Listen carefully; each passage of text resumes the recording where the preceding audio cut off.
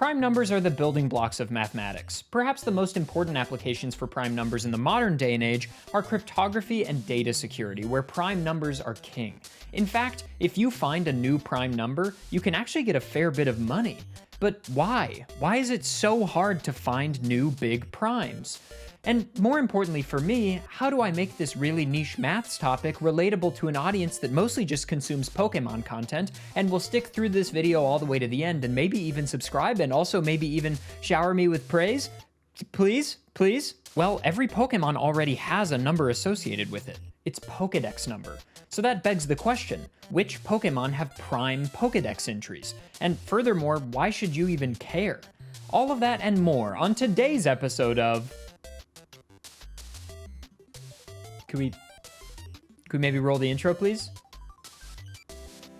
Oh my god, am I already falling off this bad? Could we roll the... Thank you.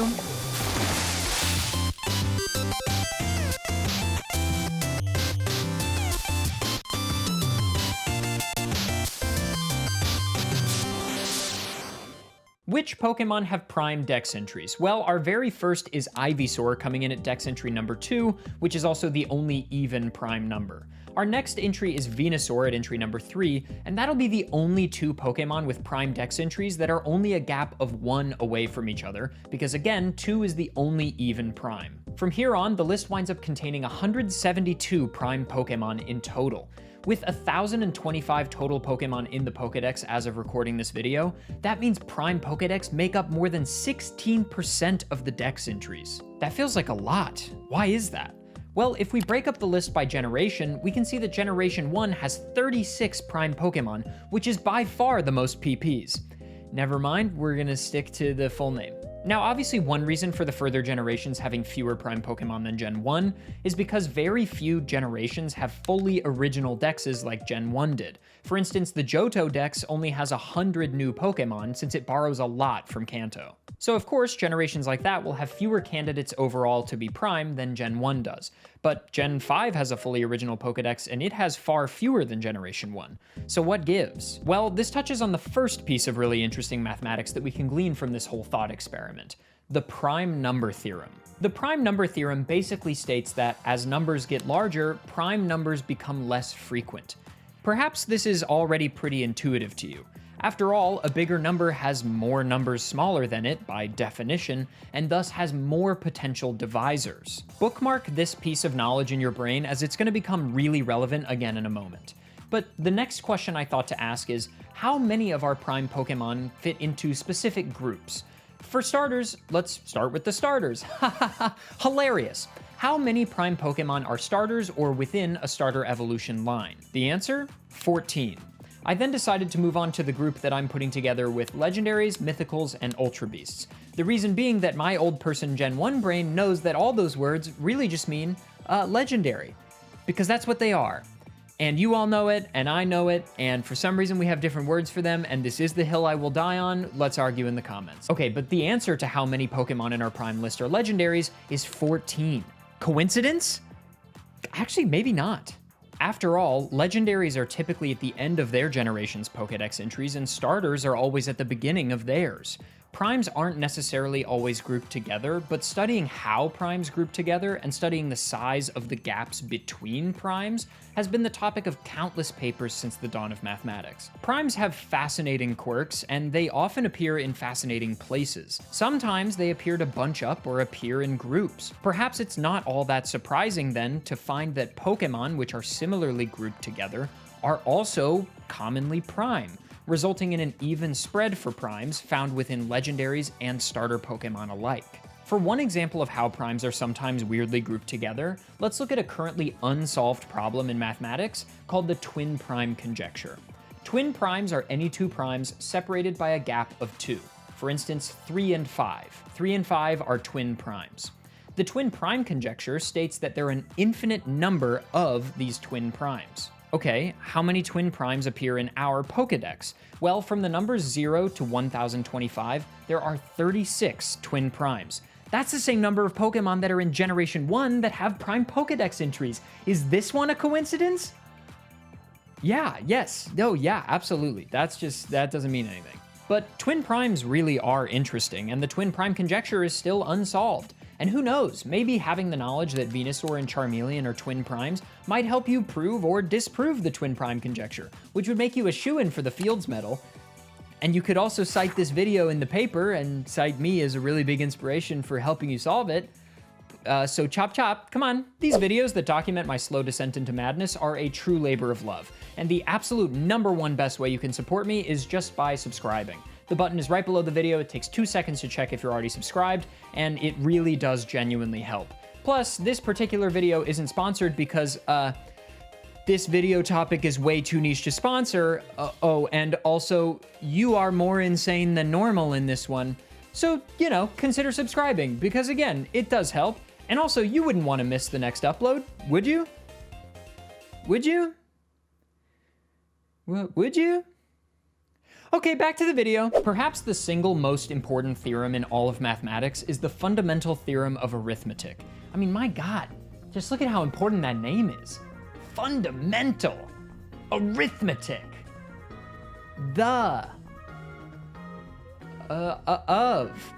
This is a bad bit. This theorem states that you can take any integer and represent it as a product of primes. Put more plainly, primes are the building blocks of every single whole number. For example, let's take the number 66. Let's try to think of primes that factor into 66. Well, 66 is even, so let's start with a 2. That divides out evenly. And if we take out 2, we're left with 33. Okay, 33 is definitely divisible by 3, so let's divide that out. And now we've just got 11, which is prime. So that means we've finished the so-called prime factorization of 66. The prime factors are 2, 3, and 11. At first glance, this might not seem that important. But let's look at one specific and very important application in the modern world: data security. Imagine you want to securely send a message to your friend, but your message is being sent over the open internet, allowing anyone with the tools and know-how to see it. You come up with a clever idea. You've decided to encrypt your message such that your friend, so long as they have the encryption key that you're using, will be able to decrypt your message when they receive it. But anyone in between that doesn't have the encryption key can't. The problem with this method is, of course, that at some point you're gonna have to tell your friend what the key is so that they can decrypt your messages. You can of course tell them face to face, but what if they live 1,000 miles away? How do you tell them the key? Well, you're probably just going to send it to them, but now you have the same problem as before.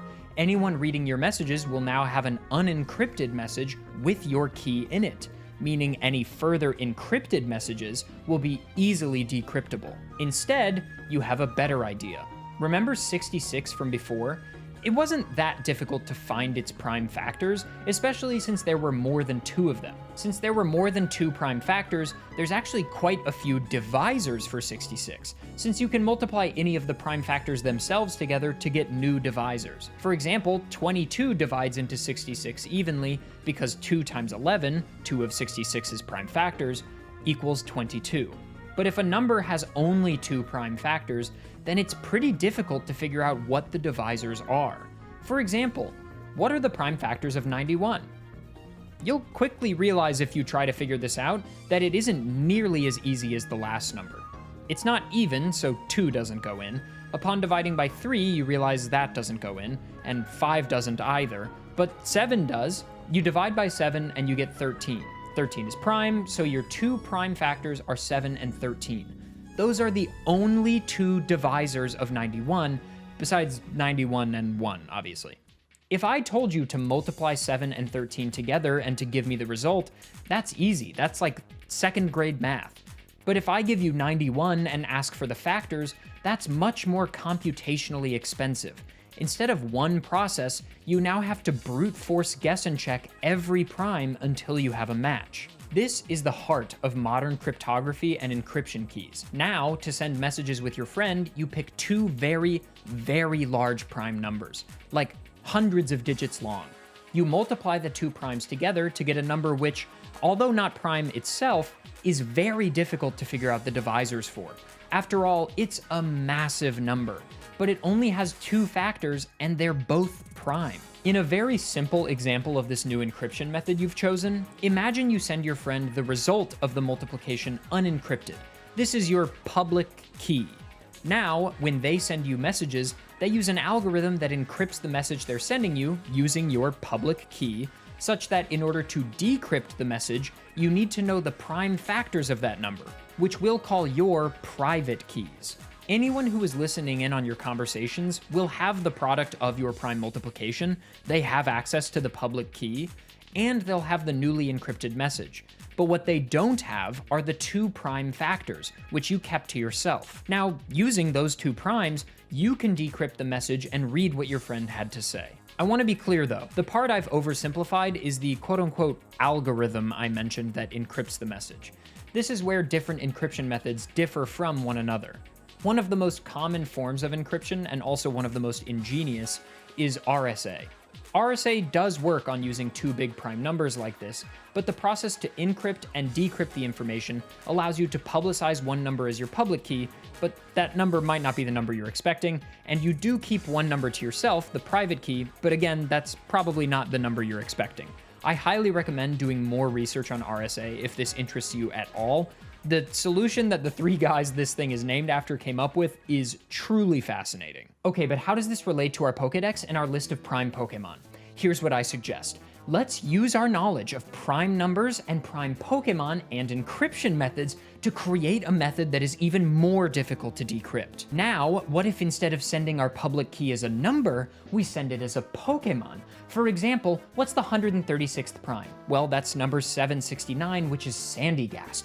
What if instead of sending the number 769, we just send Sandygast? Now the person trying to hack into your computer needs to know what Sandygast is. What if, to even further obfuscate it, we just send Sandygast's type, or its height, or maybe even just its weight? Now they have to know so much, or they can just Google Bulbapedia. Or, okay, what about this? What if I multiply together two prime Pokemon to get a new difficult number to parse? Like, Typhlosion times Charmeleon is obviously Tapu Koko, so maybe we can use that.